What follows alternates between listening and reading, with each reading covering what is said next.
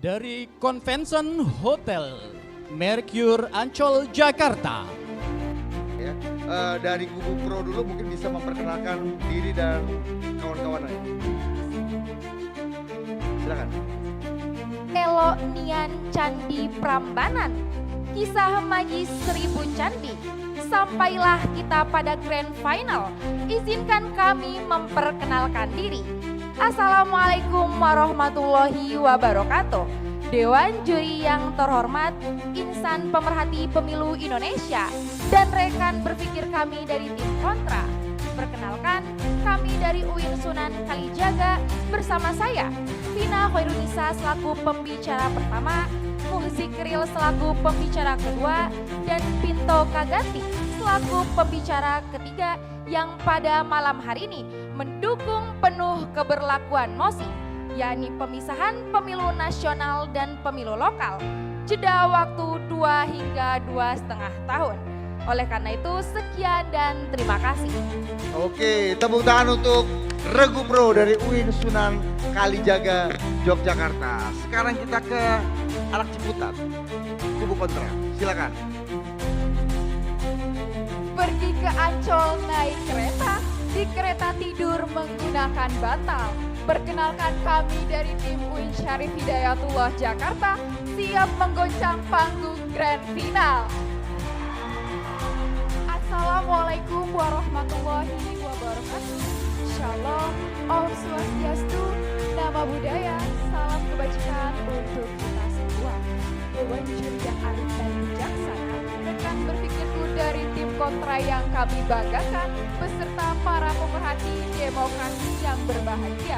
Perkenalkanlah kami dari tim UIN Syarif Hidayatullah Jakarta dengan saya Saini Namit Tahulia selaku pembicara pertama, lalu rekan saya Bayu Ansori selaku pembicara kedua, beserta Wahyu Indra Triadi selaku pembicara ketiga, dengan kami di sini berada pada standing position kontra untuk menolak mosi perdebatan pada hari ini.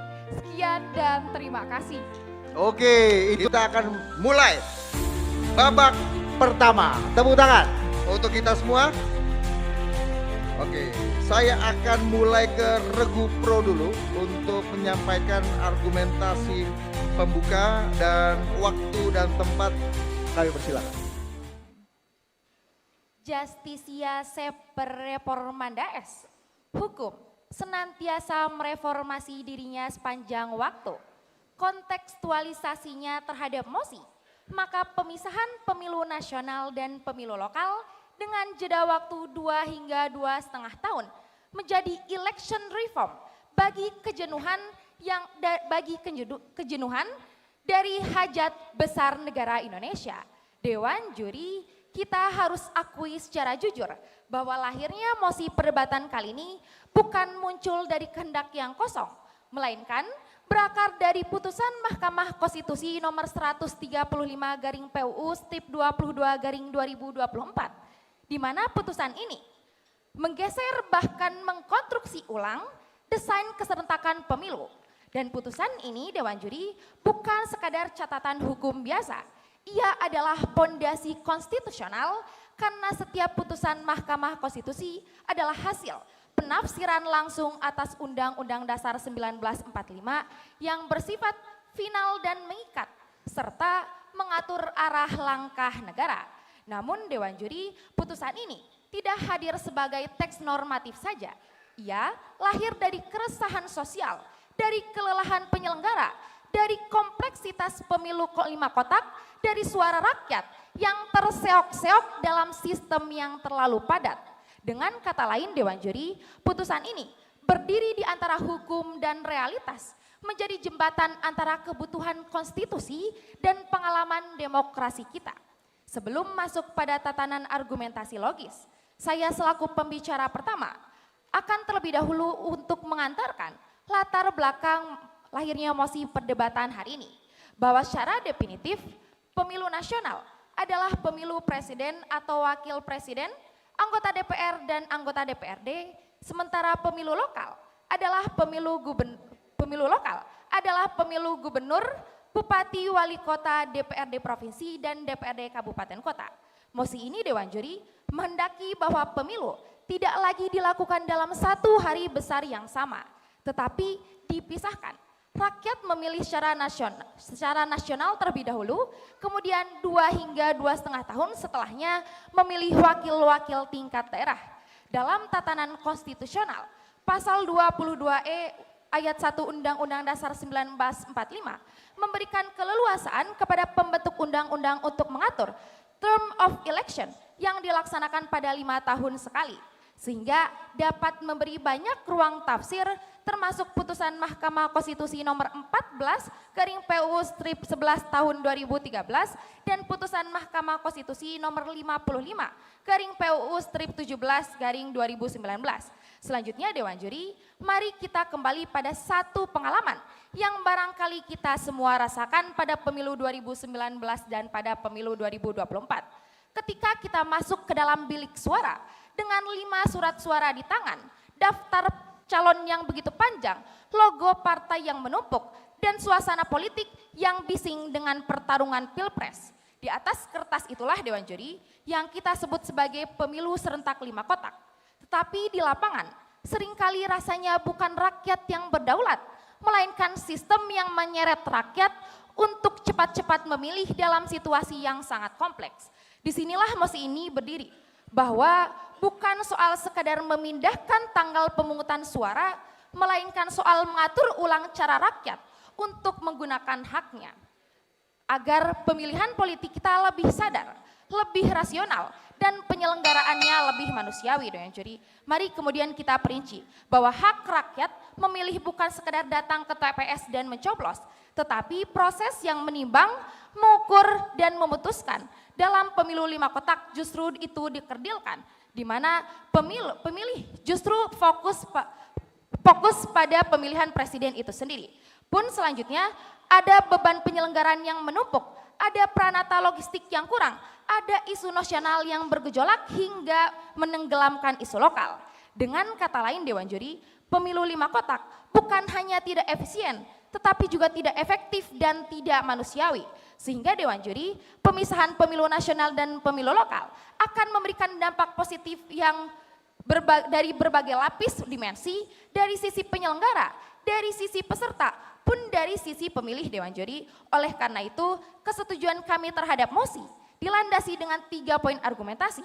Arsitektur kekuasaan berlapis. Waktu Anda sudah habis. Terima kasih Regu Pro ya. Selanjutnya akan berikan kesempatan kepada Regu Kontra dari UIN Jakarta. 5 menit dari sekarang. Ya. Profesor Yusril Iza Mahendra dalam tanggapannya mengenai putusan Mahkamah Konstitusi nomor 135 tahun 2024 menyatakan bahwa pemisahan jadwal antara pemilu lokal dan nasional dapat melanggar ketentuan amanat dari Undang-Undang Dasar Negara Republik Indonesia tahun 1945 itu sendiri.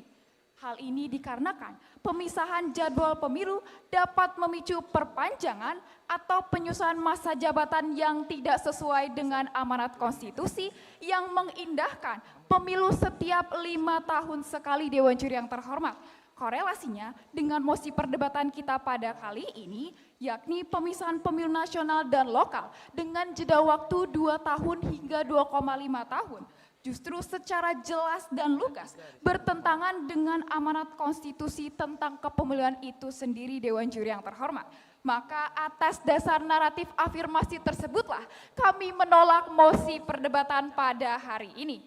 Selamat malam Dewan Juri yang arif dan bijaksana, rekan berpikirku dari tim pro yang kami banggakan, beserta para pemerhati demokrasi yang berbahagia. Pada kesempatan kali ini, kami dari tim UIN Syarif Hidayatullah Jakarta menolak mosi perdebatan pada hari ini. Dewan Juri yang terhormat, latar belakang mosi perdebatan kita kali ini dikarenakan lahirnya dari putusan Mahkamah Konstitusi nomor 135 tahun 2024, yang mana amar putusannya telah memisahkan pemilu nasional dan lokal dengan jarak waktu 2 tahun hingga 2,5 tahun, yang mana Dewan Juri yang terhormat, putusan tersebut justru sesungguhnya tidak sejalan dengan original intent lahirnya sistem pemilu serentak.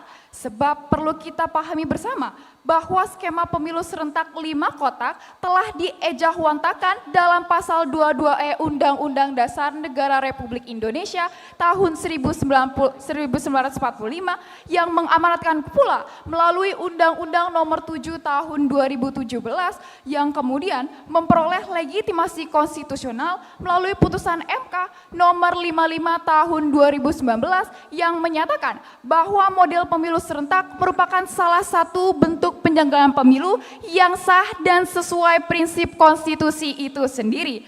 Dengan demikian Dewan Juri yang terhormat, putusan MK nomor 135 tahun 2024 yang bukan hanya mengatur jadwal penyelenggaraan pemilu tetapi melakukan redesign struktur dan logika pemilu itu sendiri, sehingga hal ini dapat dianggap bergeser dari original intent pembentuk undang-undang dan pendirian awal Mahkamah Konstitusi dalam memandang sistem pemilu serentak. Padahal Dewan Juri yang terhormat, putusan Mahkamah Konstitusi nomor 55 tahun 2019 telah melahirkan 6 model pembentukan undang-undang untuk menentukan pola desain pemilu serentak yang secara policy making melalui kewenangannya baik dilakukan secara nasional dan lokal dalam satu waktu maupun dalam format klasterisasi bertahap yang tetap berada dalam sinkronasi pemilu.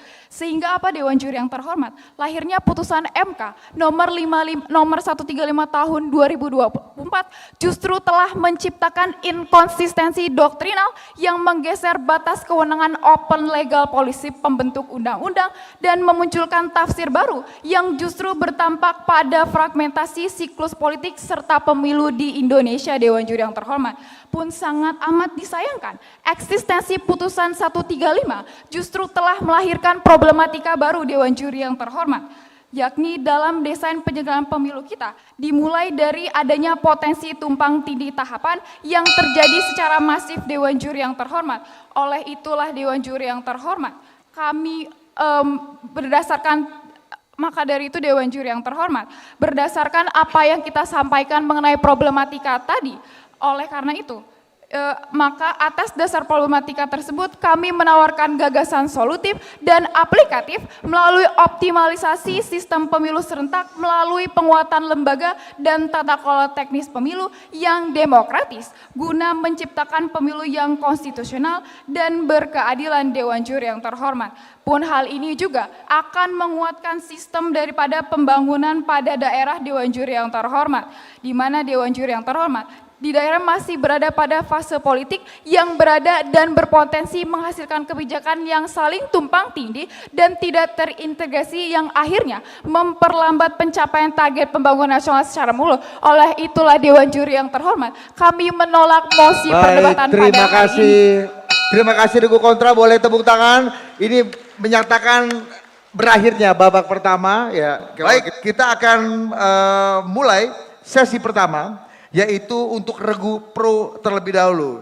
Bagaimana Regu Pro, silakan menyampaikan bantahan atas argumentasi pembuka yang disampaikan Regu Kontra di dalam babak pertama. Pada sesi ini akan diwakili oleh pembicara kedua dari Regu Pro. Silakan, waktu 9 menit dari sekarang. Dewan Juri yang terhormat, rekan berpikir kami dari tim kontra yang kami banggakan, serta Sivitas Akademika yang turut menggemakan agenda perdebatan pada malam hari ini. Perkenalkan, saya Muhammad Zikril selaku pembicara kedua dari tim Pro akan mengelaborasi poin yang telah dikonstruksikan oleh pembicara pertama kami. Namun sebelum masuki bangunan argumentasi, izinkan saya meluruskan kekeliruan argumentasi yang telah disampaikan oleh rekan-rekan berpikir dari tim kontra. Dewan Juri yang terhormat, dalam membaca ketentuan hukum, kita tidak boleh membaca ketentuan hanya sebatas normatif saja Dewan Juri. Padahal kita ketahui bersama dalam putusan Mahkamah Konstitusi nomor 135 tahun 2024 terdapat progresivitas hukum, di mana hal ini mengatasi bagaimana dampak dari keserentakan pemilu ketika dilaksanakan dalam jangka waktu 1 tahun yang sama. Oleh karena itu Dewan Juri, hal ini tidak dapat diabaikan untuk menciptakan pemilu yang berintegritas. Masuki bangunan argumentasi kami Dewan Juri.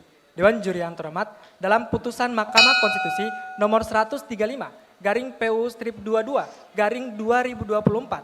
Sejatinya, dalam hal ini yang diutamakan adalah bagaimana arsitektur kekuasaan berlapis, bukan hanya sekedar jadwal pelaksanaan. Interupsi. Silakan. Mari kita berdebat secara konstitusional Dewan Juri yang terhormat, tafsir putusan Mahkamah Konstitusi nomor 135 tidak pernah membantah daripada original intent putusan MK nomor 14 tahun 2013 yang menyatakan bahwasanya pemilu harus dilaksanakan secara serentak.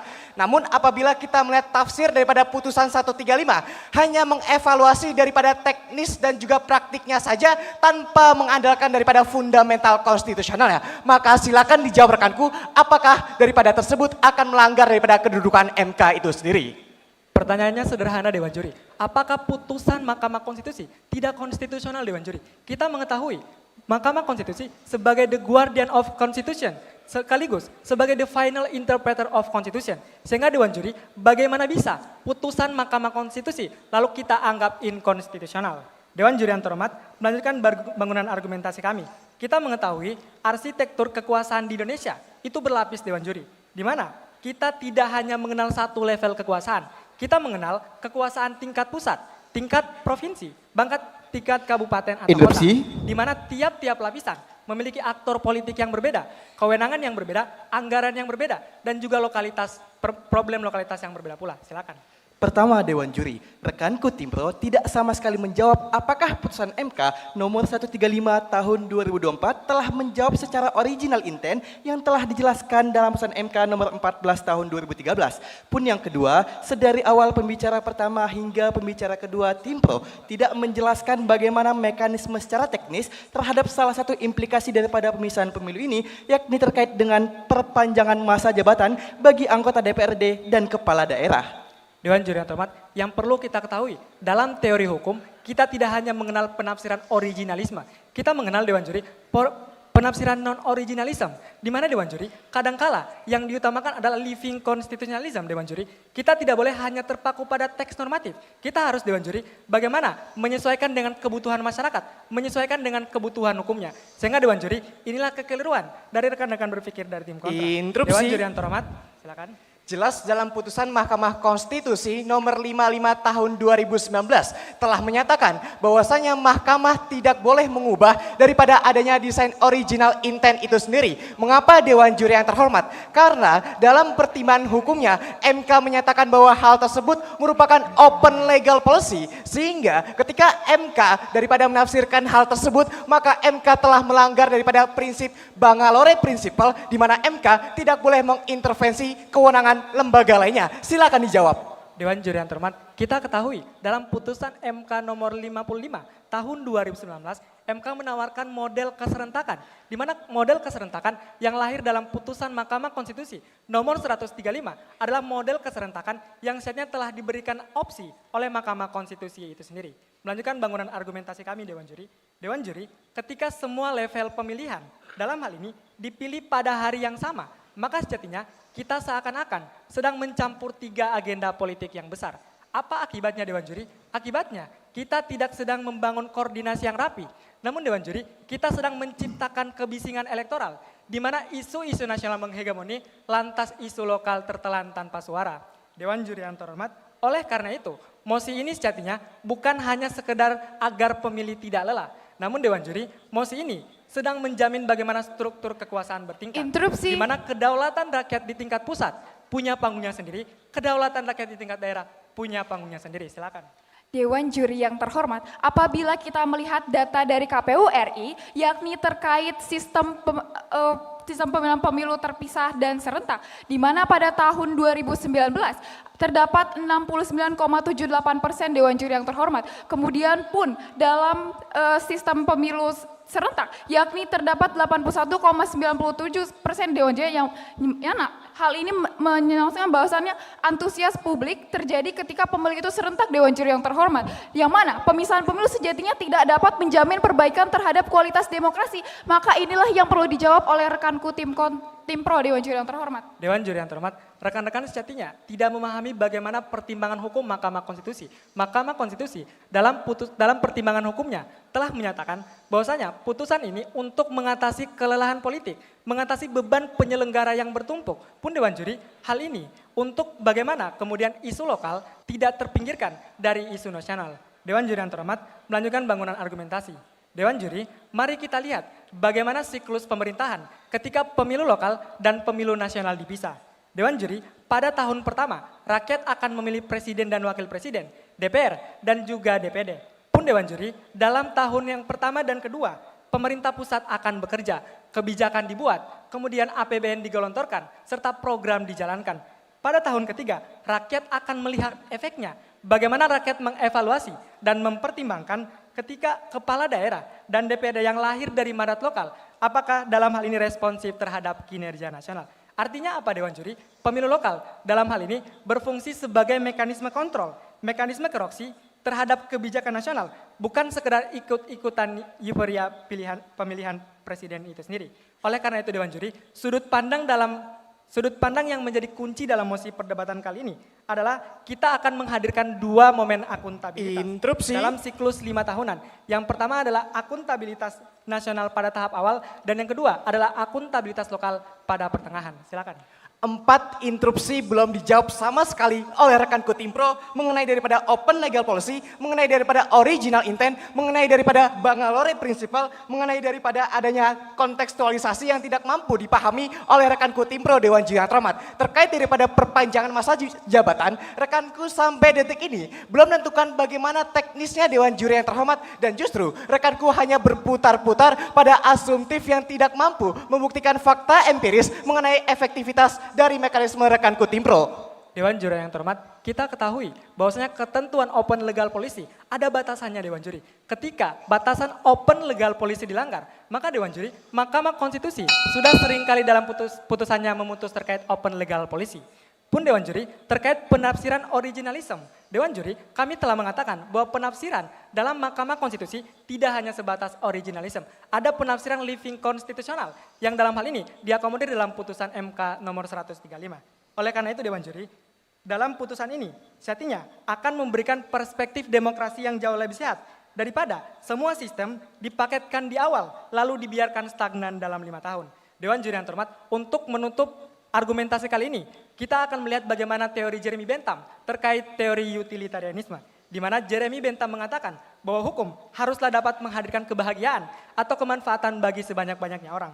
Oleh karena itu, tujuan pemisahan pemilu lokal dan pemilu nasional akan memberikan manfaat bagi seluruh pihak, bagi penyelenggara pemilu, bagi pemilih, bagi peserta pemilu, agar pemilu jauh lebih berintegritas. Oleh karena itu, kami tidak hanya berdiri untuk kenyamanan jangka pendek, namun demi ketahanan elektoral jangka panjang. Oke, sesi pertama sudah berakhir.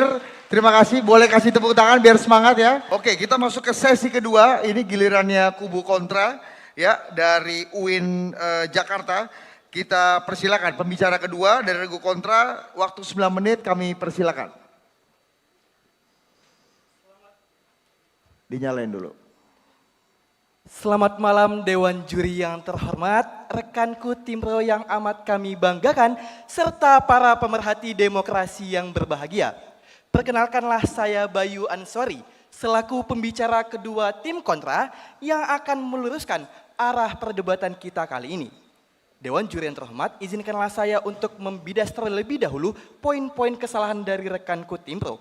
Pertama, rekanku Timpro belum dapat menjawab apakah original intent yang telah dibahas dalam putusan MK nomor 14 tahun 2013 telah dibantahkan dalam putusan MK nomor 135 tahun 2024 yang menjadi dasar argumentasi dari rekanku Timpro itu sendiri.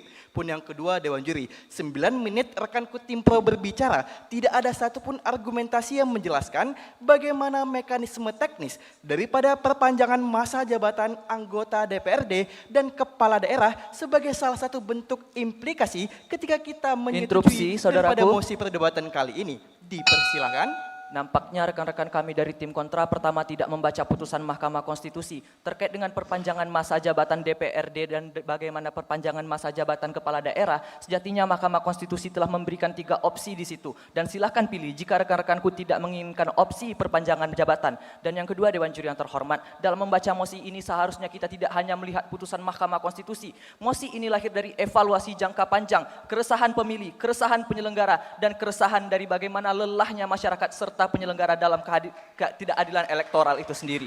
Dewan Juri yang terhormat, rekanku jelas tidak menjawab daripada apa yang kami bertanyakan. Rekanku tidak menjawab bagaimana mekanisme teknisnya. Apakah mereka akan memperpanjang? Apakah mereka akan menggunakan pemilu sela? Atau apakah mereka akan menggunakan mekanisme PJ? Mereka sama sekali tidak memberikan jawaban Dewan Juri. Padahal Maha Guru Hukum Tata Negara, Profesor Yusril Ihza Mahendra, dalam tanggapannya tentang putusan MK nomor 135 PUU tahun 2024 menyatakan bahwa pemisahan jadwal antara pemilu lokal dan pemilu nasional dapat melanggar daripada ketentuan Interupsi. amanat dari Undang-Undang Dasar NRI 1945.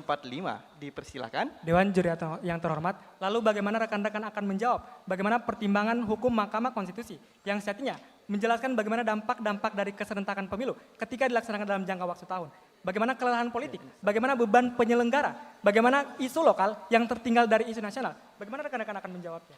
Inilah bentuk kesalahan berpikir dari rekan Kotimpro, di mana sedari awal rekan Kotimpro mempermasalahkan pada teknis implementasi daripada penyelenggaraan pemilu itu sendiri Dewan Juri. Tetapi kemudian mereka memberikan solusi untuk mengubah desain sistem pemilu. Ini merupakan satu bentuk segregasi yang tidak lurus Dewan Juri. Karena apa? Saya jelaskan Dewan Juri. Rekan Kotimpro mempermasalahkan terkait dengan beban penyelenggara pemilu, terkait dengan penyelenggaraan pemilu, terkait dengan pemilih yang tidak siap dengan banyaknya pilihan. Tetapi mereka kemudian memberikan solusi untuk mengubah daripada desainnya, bukan untuk memperbaiki daripada teknis implementasinya. Dan hal inilah yang kemudian tidak dapat dijelaskan secara lurus oleh rekan Kotimpro Dewan Juri.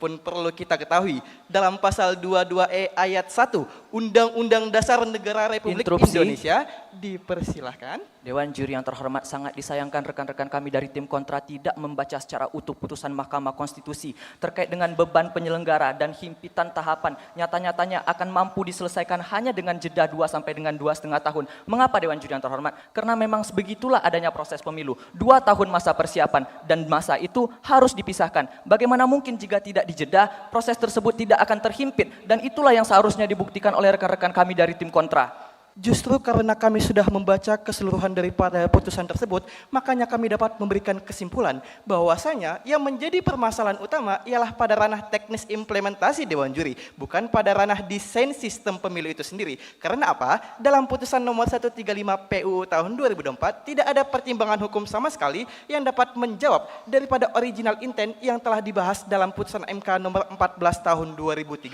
Maka hal inilah yang kemudian menjadi kekeliruan ketika rekan Kotimpro menjadikan dasar Interupsi. putusan tersebut untuk mengubah desain sistem pemilu kita. Dipersilahkan. Dewan Juri yang terhormat, rekan-rekan berpikir dari tim kontra telah menyatakan bahwasanya permasalahannya ada di implementasi. Lantas pertanyaan kami menjadi sederhana, apa mekanisme dari rekan-rekan yang akan menjawab keseluruhan permasalahan yang sejatinya justru diselesaikan dalam putusan Mahkamah Konstitusi nomor 135? Jelas Dewan Juri, mekanisme kami akan menyentuh langsung dasar permasalahan kali ini. Karena apa Dewan Juri? Kami akan memperbaiki daripada teknis penyelenggaraan pemilu itu sendiri, bukan mengubah desainnya. Karena apa? Mekanisme kami akan menyentuh 3 persoalan dasar yang terkait dengan subjek pemilu itu sendiri, yakni dari peserta, penyelenggara, dan pemilih yang akan kami jelaskan berikutnya Dewan Juri. Pun kita harus melihat daripada asas-asas penyelenggaraan pemilu sebagaimana yang termaktub dalam pasal 22E ayat 1 Undang-Undang Dasar NRI 1945, yakni langsung, umum, bebas, rahasia, jujur, dan adil. Tetapi Dewan Juri, ada satu asas lagi yang seringkali terlupakan, yakni asas periodik. Sebagaimana yang dijelaskan oleh Profesor Ramlan Surbakti, Guru Besar Ilmu Politik Universitas Airlangga, yang menyatakan bahwa asas periodik meniscayakan bahwa pemilu diselenggarakan secara teratur dalam siklus tertentu. Ia juga menegaskan bahwa periodik juga sebagai bentuk penilaian pemilih terhadap pemimpin yang ada. Artinya apa Dewan Juri? Kekhawatiran rekan Kotimpro terkait dengan hilangnya waktu bagi peserta untuk menyiapkan kandidat dapat terbantahkan. Karena apa Dewan Juri? Dalam mekanisme kami juga akan menerapkan mekanisme terhadap dengan peserta, yakni partai politik harus memiliki mekanisme minimal untuk mengkaderisasi calonnya selama minimal 5 tahun. Sehingga apa Dewan Juri? Inilah yang dapat menjawab problematika yang dikhawatirkan oleh rekan Kotimpro dan bukan untuk merubah daripada desain sistem pemilu itu sendiri Dewan Juri. Lantas kita juga akan mengkritisi daripada segi lembaga pengeluar putusan MK itu sendiri, yakni Mahkamah Konstitusi itu sendiri Dewan Juri. Sebagaimana yang disampaikan oleh Hamdan Zulfa dalam naskah komprehensif buku ke-6 tentang kekuasaan kehakiman. bahwasanya original intent pendirian MK sejatinya dilahirkan adalah untuk sebagai penjaga konstitusi, yakni sebagai the guardian of the constitution dan penafsir tertinggi daripada Undang-Undang Dasar itu sendiri, di mana MK berperan untuk menyeimbangkan daripada DPR itu sendiri, Dewan Juri. Dipersilahkan. Saat rekanku mengatakan bahwasanya Mahkamah Konstitusi sebagai the guardian of constitution, tapi rekan-rekanku mengatakan bahwasanya putusan Mahkamah Konstitusi bukanlah penyelesaian masalah per hari ini. Dan yang kedua, Dewan Juri yang terhormat, dari tadi kami menyampaikan dua masalah pokok, yaitunya kelelahan politik dari masyarakat dan himpitan tahapan pemilu. Namun rekan-rekanku menjawab dengan kaderisasi, sangatlah tidak relevan apa yang diargumentasikan oleh pembicara kedua dari rekan kami tim kontra, Dewan Juri.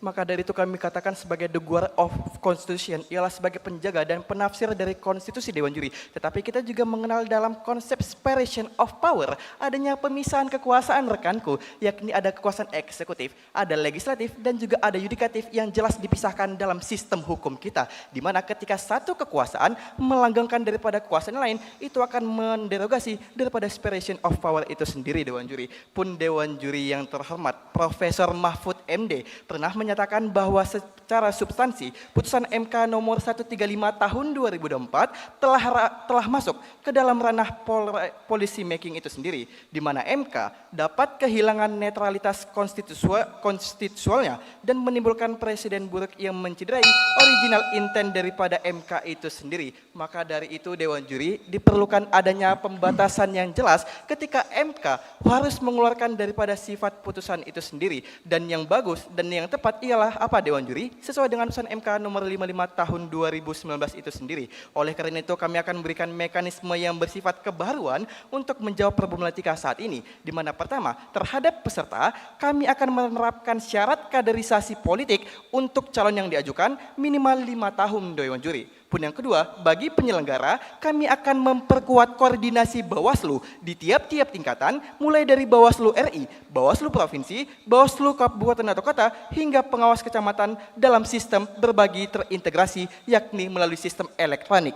Sehingga, Dewan Juri, di akhir kata, sejalan dengan Pancasila sebagai philosophical groundslah bangsa Indonesia, sila keempat, yakni kerakyatan yang dipimpin oleh hikmat kebijaksanaan dalam permusyawaratan perwakilan. Cukup sekian. Dan terima kasih. Oke, terima kasih. Itulah akhir dari sesi kedua. Kita akan masuk ke sesi ketiga, yaitu kembali ke Regu Pro. Silakan pembicara ketiga untuk menyampaikan bantahan dan waktunya 9 menit dari sekarang. Baik, terima kasih waktunya moderator, Dewan Juri yang terhormat, para pemerhati perdebatan yang turut menggemakan agenda perdebatan kita pada malam hari ini. Selaku pembicara ketiga dari tim pro, saya akan membahas aspek ini dari tatanan sosiologis dan tidak hanya membaca undang-undang daripada kontekstualnya di atas sebagai hitam di atas putih, Dewan Juri. Pertama-tama, Dewan Juri, sebelum memasuki bangunan argumentasi, izinkanlah saya membidas terlebih dahulu argumentasi yang telah dipaparkan oleh rekan-rekan kami dari tim kontra. Yang pertama, Dewan Juri yang terhormat, rekan-rekan kami dari tim kontra membahas terkait dengan pengawasan pemilu dan bagaimana calon-calon kader. Namun permasalahan utamanya bukan di situ, Dewan Juri yang terhormat. Permasalahan pemisahan pemilu lokal dan nasional dengan jeda 2 sampai dengan 2,5 tahun terletak pada dua hal. Yang pertama, himpitan tahapan dan bagaimana lelahnya masyarakat jika tidak dipisah pemilu hari ini. Dan yang kedua, Dewan Juri yang terhormat, kami akan menjelaskan mengapa pemilu harus dipisah. Satu persatu akan kami kupas dengan tuntas. Pemilu harus dipisah karena memang ada jenjang antara pemilu nasional dan pemilu lokal. Kita mengenal adanya sistem desentralisasi, bukan hanya pusat, tapi di daerah. Dan hal itu yang diperjuangkan dalam putusan Mahkamah Konstitusi terkait dengan bagaimana pemisahannya. Yang kedua, Dewan Juri yang terhormat, terkait dengan bagaimana jeda waktu ini. Rekan-rekan kami dari tim kontra mengatakan bahwasanya putusan Mahkamah Konstitusi ini sebagai satu-satu halnya yang diperdebatkan. Kita tidak sedang memperdebatkan bagaimana Mahkamah Konstitusi sebagai positif legislator. Interupsi. Silakan saudaraku. Rekanku sampai detik ini belum menjamin efektivitas seperti apa yang nantinya mereka tawarkan pada pemilu tahun 2019 dan pemilu lokal pada tahun 2031 atau 2032. Pun yang kedua, Dewan Juri yang terhormat, bahkan sampai saat ini kami tidak mengetahui mekanisme perpanjangan masa jabatan seperti apa yang nantinya akan dikatakan konstitusional oleh rekanku. Maka Dewan Juri yang terhormat, apabila open legal policy nantinya akan gagal diciptakan daripada ranah DPR, apakah rekanku menyatakan bahwasanya mekanisme MK Cukup, dalam menentukan saudaraku. modal pemilu telah gagal? Cukup, saudaraku.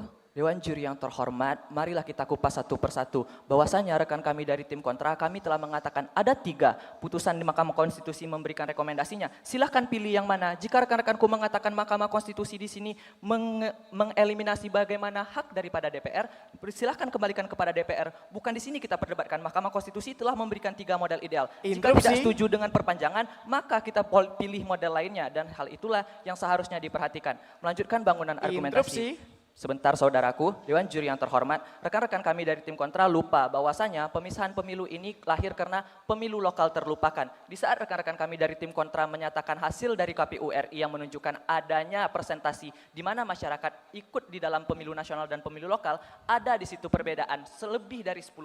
Di saat pemilu nasional sangat ramai halayaknya, namun pemilu lokal terlupakan. Silahkan saudaraku. Baru saja kita mendengar, silakan saja kepada DPR untuk menentukan bagaimana mekanisme pemilihannya Dewan Juri yang terhormat. Artinya rekanku mendukung pada posisi kami untuk memberikan open legal policy tersebut kepada DPR untuk menentukan bagaimana model pemilihan dan juga pemilu dan pemilu kada nantinya akan dapat diterapkan Dewan Juri yang terhormat. Justru inkonsisten itu terjadi apabila rekanku mengamini daripada legal policy, maka marilah duduk bersama kami untuk menolak mosi perdebatan hari ini.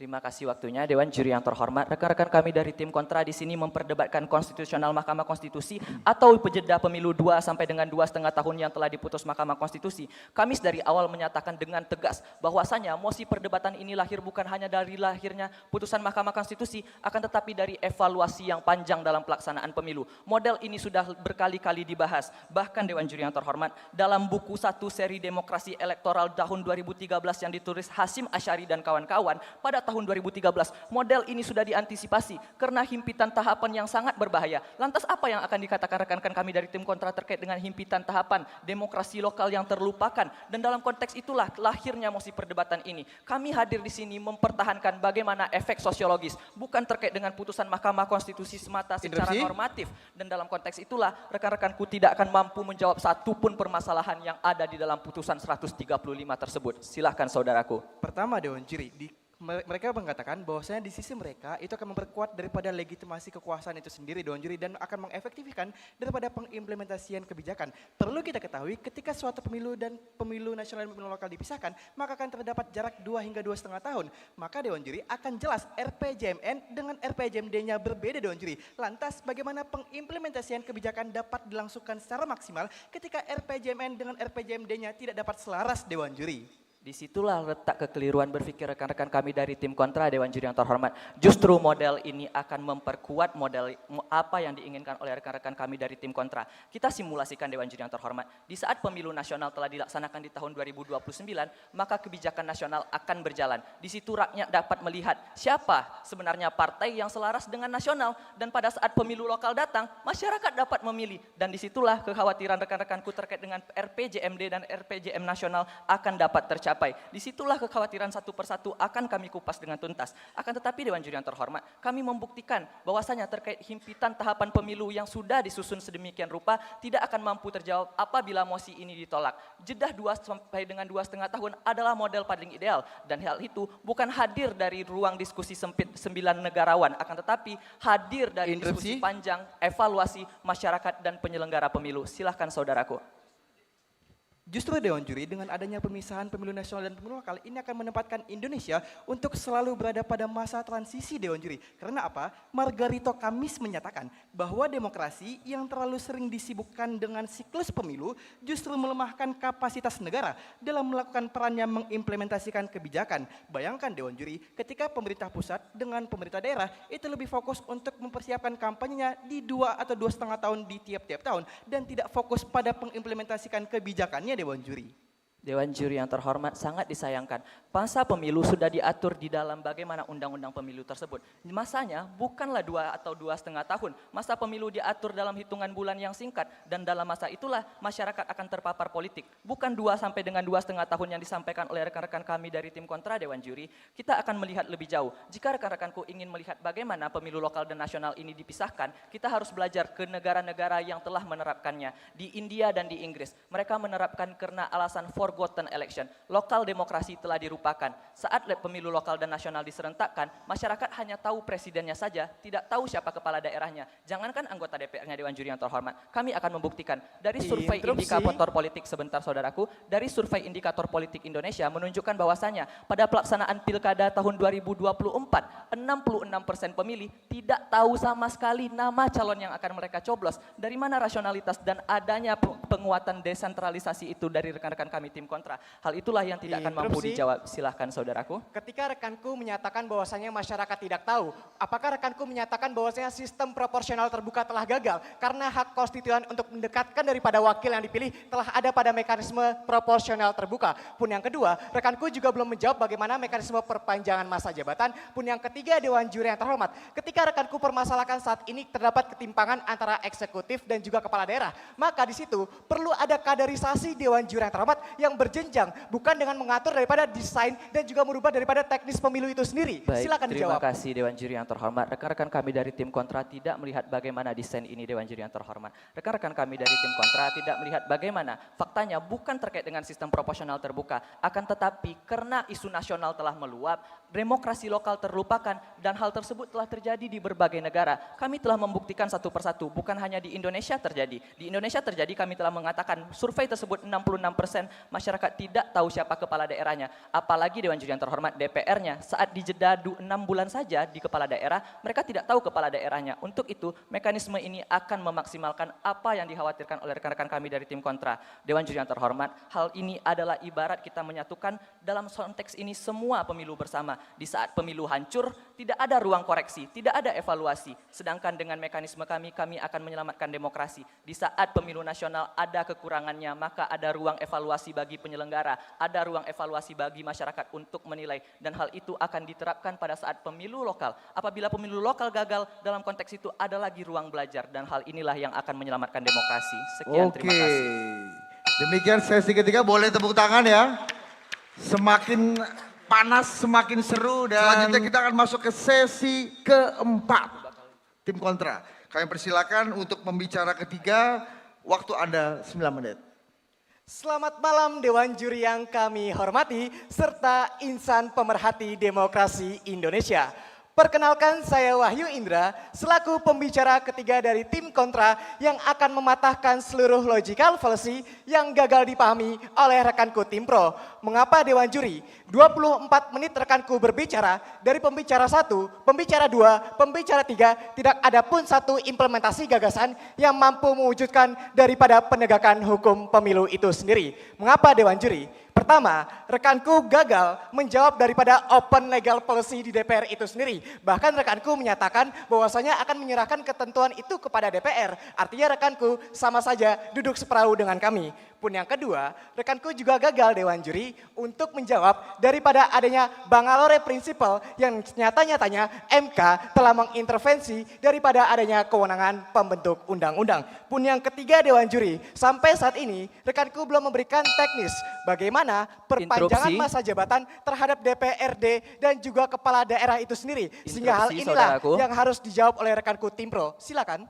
Dewan Juri yang terhormat, rekan-rekanku datang ke perdebatan hari ini hanya mempersoalkan putusan Mahkamah Konstitusi Open Legal Policy. Artinya rekan-rekanku setuju pada bahwasanya pemilu ini sebenarnya dipisah. Hanya saja putusan ini lahir dari Mahkamah Konstitusi. Hanya itulah yang ditolak oleh rekan-rekan kami dari tim kontra Dewan Juri yang terhormat. Kami membuktikan dalam ini kami ada masalah-masalah yang terselesaikan apabila putusan ini dilaksanakan. Akan tetapi dari sisi rekan-rekan kami dari tim kontra, bagaimana himpitan pemilu dan kelelahan masyarakat tidak akan mampu terjawab. Lantas pada mekanisme pemilu serentak itu merupakan mekanisme konstitusional berdasarkan putusan Mahkamah Konstitusi nomor 14 tahun 2013. Logikanya saja Dewan Juri, ketika rekanku mempermasalahkan terkait daripada pemilu serentak, apakah rekanku menyatakan MK telah gagal daripada mendesain pemilu serentak? Pun ketika mekanisme mereka juga gagal di kemudian harinya, apakah mereka juga menyatakan bahwasanya MK juga gagal daripada mendesain pemilu itu sendiri? Maka itulah Dewan Juri yang terhormat, mari kita ubah pandangan kita untuk menyerahkan kepada pembentuk undang-undang sebagaimana mekanisme open legal policy yang telah disampaikan sebentar dalam putusan Mahkamah Konstitusi nomor 55 tahun 2019. Kami persilakan. Dewan Juri yang terhormat, lantas apakah model keserentakan pemilu. Ketika kita memisah pemilu nasional dan pemilu lokal, inkonstitusional Dewan Juri. Padahal Dewan Juri dalam model keserentakan yang telah dinyatakan Mahkamah Konstitusi, pemisahan pemilu lokal dan nasional, ini adalah pemisahan yang konstitusional Dewan Juri, pun dalam putusan Mahkamah Konstitusi terbaru, di mana Mahkamah Konstitusi mengubah pertimbangannya, dan Mahkamah Konstitusi menyatakan bahwasanya pemisahan pemilu lokal dan nasional adalah model keserentakan yang paling konstitusional.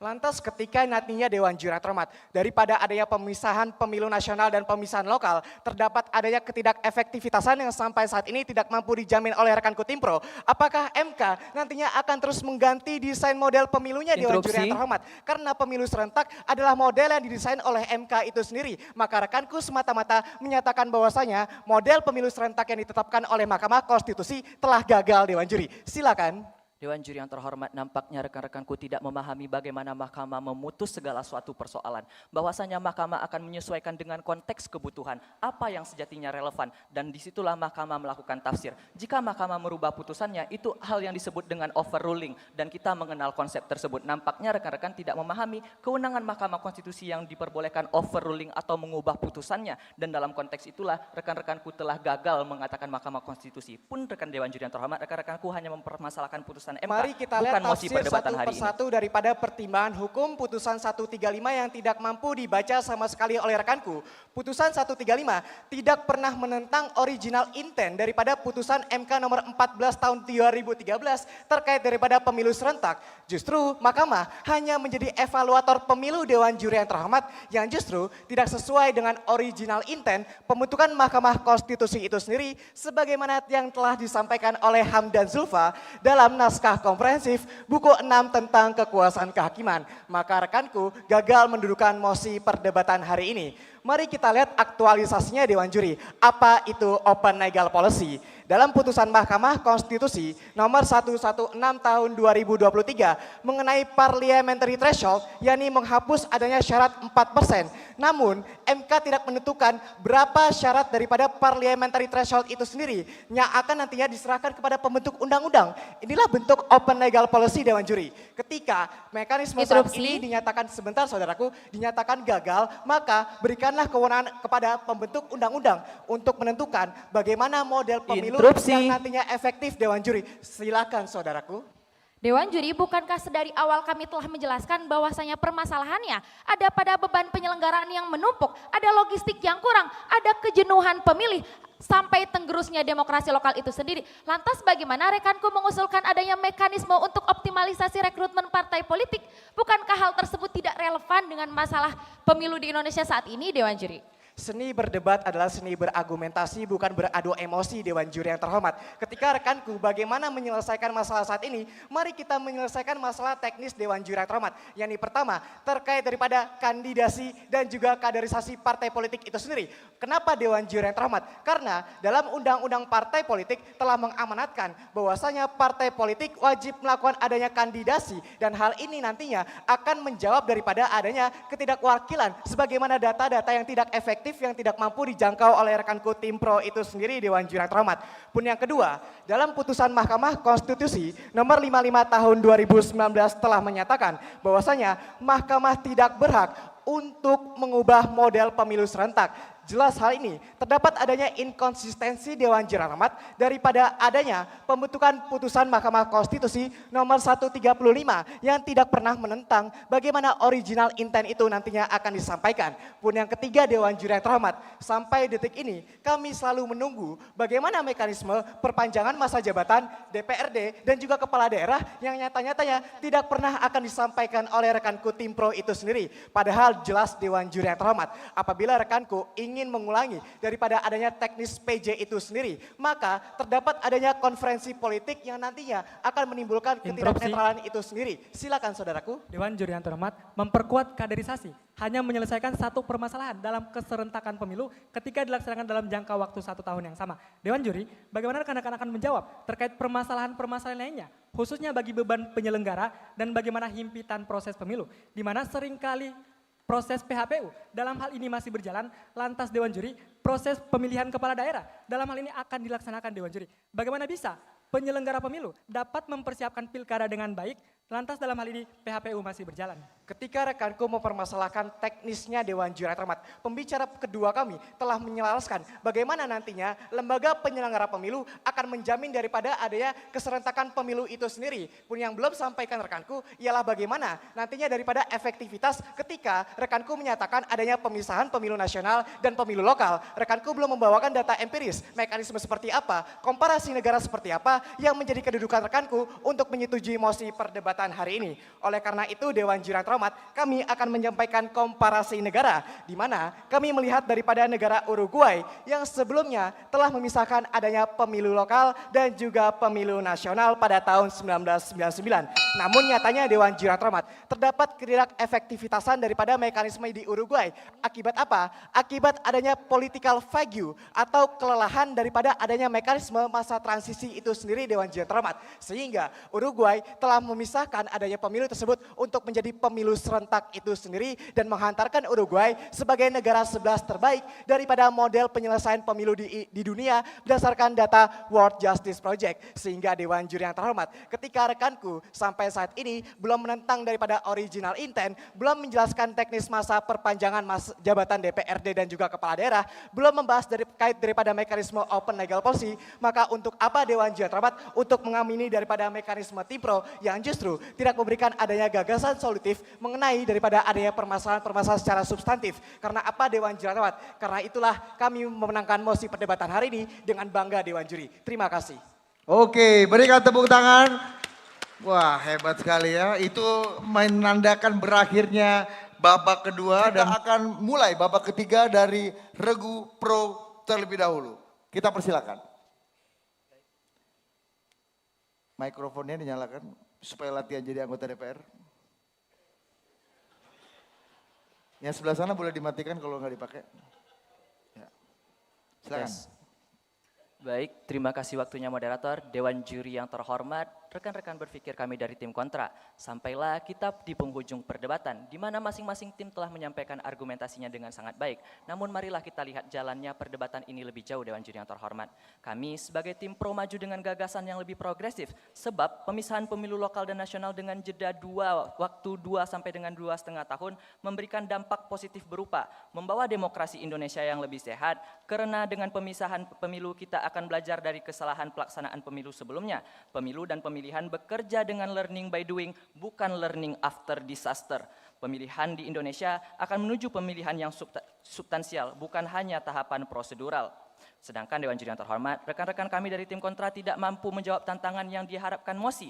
Mereka mengabaikan himpitan proses, bagaimana lelahnya pemilih, serta rekan-rekanku hanya berkutat kepada putusan Mahkamah Konstitusi tanpa menolak pertimbangan-pertimbangan di dalamnya. Pun Dewan Juri yang terhormat, mekanisme tim kontra hanya menjawab satu solusi terkait dengan pengkaderan, yang mana pengkaderan pun sebenarnya telah terjawab di mekanisme kami karena ada jeda waktu 2 sampai dengan 2,5 tahun untuk mempersiapkan kader. Rekan-rekan kami dari tim kontra, disitulah letak bagaimana jalannya perdebatan pada hari ini.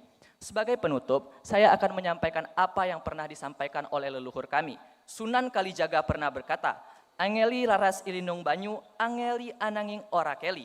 Artinya, kita boleh memiliki paradigma, tapi jangan terhanyut dalam keterhanyutan dalam kekeliruan, karena kehanyutan dalam kekeliruan akan menyebabnya tenggelamnya kesimpulan. Untuk itu, kami mengajak semua, Dewan Juri yang terhormat, rekan berpikir kami dari tim kontra, dan seluruh audiens di malam hari ini untuk bergabung mendukung mosi perdebatan hari ini. Sekian dan terima kasih, salam konstitusi, salam awas. Oke, boleh tepuk tangan. Kita kasih kesempatan untuk tepuk tangan. Itu dari Regu Pro UIN Sunan Kalijaga Yogyakarta. Kita akan mendengarkan paparan terakhir, closing statement dari Regu Kontra dari UIN Syarif Hidayatullah Jakarta. 2 menit dari sekarang.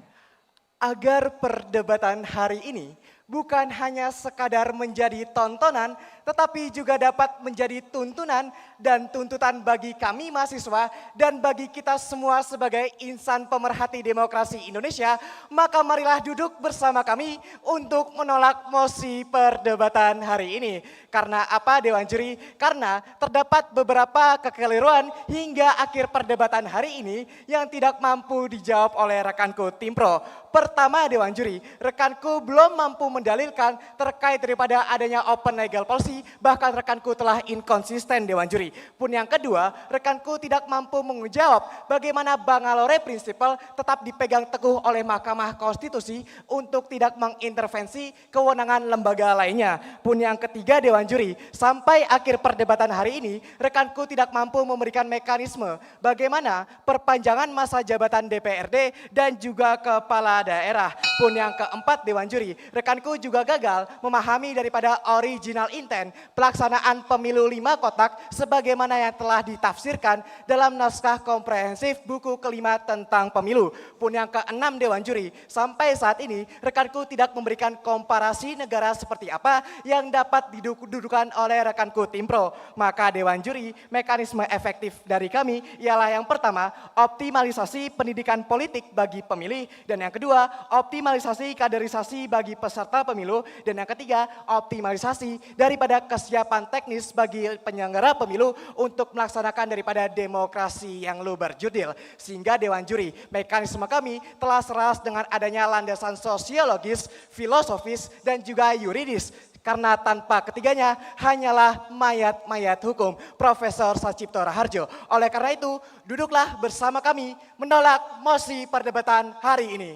Oke, berikan tepuk tangan untuk kedua regu pro dan regu kontra.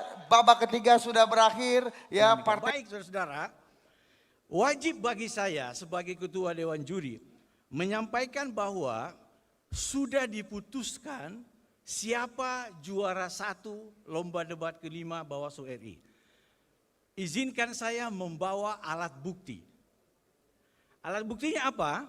Dari 9 Dewan Juri, terdiri dari Dr. Rahmat Bagja, SH LLM, Dr. Puadi, SPD MM, Dr. Herwin JH Malonda, MPD MH, Dr. Juri Ardiantoro, MSI, Yulianto Sudrajat, Esos MIKOM, Profesor Dr. Lili Romli, Profesor Dr. Aswanto, SH MSI DFM, Muhammad, dan Dr. Ratna Dewi Petalolo, SH MH, itu sudah bertanda tangan, basah, asli, dan tidak ada orang lain yang melihat. Artinya keputusan juri mutlak dan tidak dapat diganggu gugat. Kepada kamera yang paling gampang menangkap bagian tengah saya, tolong disorot tanda tangan 9 Dewan Juri. Ini penting, ini alat bukti yang sahih. Semua tanda tangan basah, semua bertanda tangan di atas namanya. Oke, sudah disorot, biar teman-teman di YouTube juga lihat. Sahih keputusan ini final and binding. Tidak ada mekanisme gugat-gugatan terkait dengan keputusan ini. Namun demikian, sebagaimana komitmen kita untuk menghargai, memperhatikan, dan mendiskusikan apabila ada keberatan dari setiap event, Bawaslu memang itu siap memberikan sebuah pelayanan event yang terbaik. Ditata tertib, diatur. Boleh ada mekanisme keberatan dari peserta. Dan ternyata malam tadi, saking tingginya dinamika, kami bersembilan mendapat salah satu keberatan dari peserta. Ya, saya tidak perlu dan mohon izin tidak menyebutkan siapa di antara pro atau kontra yang tadi malam kita lihat luar biasa, itu menyampaikan keberatan resmi dan itu sekali lagi diatur dalam tata tertib Dewan Juri. Saudara-saudaraku sebangsa dan setanah air yang saya cintai. Komitmen kita, semua keberatan itu dibahas, dibuka lagi alat buktinya. Ya, jadi keberatan dari salah satu peserta tadi malam, itu memaksa tanda petik 9 juri untuk memastikan keberatan itu pada menit dan detik berapa keberatan itu diprotes. Dan kami bersembilan memutar video yang tadi malam barusan kita saksikan bersama. Itu baru koma. Tidak cukup seperti itu, kami bersembilan meminta kepada Ketua Bawaslu sebagai sahibul hajah agar ruangan itu disterilkan, termasuk dari teman-teman yang bekerja menginput angka. kami mohon keluar semuanya, kecuali 9 dewan juri. Tujuannya apa? Biar 9 dewan juri itu benar-benar merdeka, mandiri, sesuai asas pemilu, menetapkan keberatan itu. Jadi kita juga mempraktekkan 12 asas pemilu, Pak Ketua Bawaslu, Ketua KPU, dan Bapak Ketua Komisi 2. Diputar setiap detik daripada event yang diajukan keberatannya. Ya. Dan kita apresiasi yang menyampaikan keberatan. Dia dengan begitu detail mencatat pada menit dan detik berapa serta gerakan grup yang dia protes itu yang menjadi objek gugatannya. Bawaslu sudah mahir urusan menyelesaikan sengketa. Dan itu kita pakai mini pada 9 orang. Kita putar dari menit awal sampai menit di mana keberatan itu menjadi fokus. Semuanya sudah kita pertimbangkan. Jadi apa yang saya umumkan sesaat lagi itu adalah hasil objektif setiap juri 9 orang plus mempertimbangkan, mendiskusikan dan memutuskan hasil keberatan tersebut. Ya, sekali lagi maafkan saya atas nama Dewan Juri tidak menggunakan diksi menerima atau menolak keberatan itu, tapi menyampaikan pesan kuat kepada Anda semua sebangsa setanah air bahwa keberatan itu bagian yang membuat diskusi kami lama. Dan hasilnya mari kita dengarkan bersama. Tepuk tangannya ditunda dulu. Musiknya apalagi ditunda dulu. Udah 2 kali saya bilang Pak Ketua, ini udah 2 kali aku bilang musik sebentar dulu, gampang itu. Orang lebih nunggu ini daripada musik. Apalagi UIN Syarif Hidayatullah sama UIN Kalijaga nunggu ini daripada musik. Oke, skornya tipis 5-4. Sebagai orang cerdas, dewasa, bisa mengkalkulasi begitu keras, begitu kuatnya pertarungan juri di ruang yang steril tersebut. Satu lagi yang saya mau yakinkan kepada Anda semua, termasuk yang menyaksikan melalui YouTube. Kami tidak menjumlah nilai total. Ya, ini mekanisme sejak penyisihan. Kita hanya menginput nilai sesuai ketentuan yang sudah tertuang dalam peraturan Pak Bagja sebagai Ketua Bawaslu. Sehingga kami 9 tidak tahu sebenarnya angka itu menang buat siapa. Paling tidak saya harus yakinkan Anda semua, sampai saya menulis angka seluruh kolom-kolom nilai itu, saya tidak tergoda untuk menghitung dengan handphone saya, siapa sih yang menang dengan angka yang saya input itu. Saya yakinkan Anda, saya mau bersumpah biar Anda tidak ragu dengan juri, demi Allah, sampai saya serahkan map itu kepada operator, saya tidak tahu angka saya buat siapa 5, buat siapa 4. Dan saya yakin teman-teman saya 8 juga, itu sama. Prof Muhammad kita tidak tahu kita menangkan siapa. Because angkanya banyak dan ini diinput by sistem aplikasi yang bisa dipertanggungjawabkan. Kalau keliru menginput dia akan error. Ya. Petugas-petugas yang dikirim oleh Deputi Ibu Yusti adalah orang-orang hebat Bawaslu. Ya. Sehingga don't worry. Sudah mau dengar? Oke, sekarang kita umumkan. Pemilih angka 5, saya langsung aja. Jatuh kepada Universitas Islam Negeri. Berarti dua-duanya dong. Ya. Kita ulangi ya. Ya.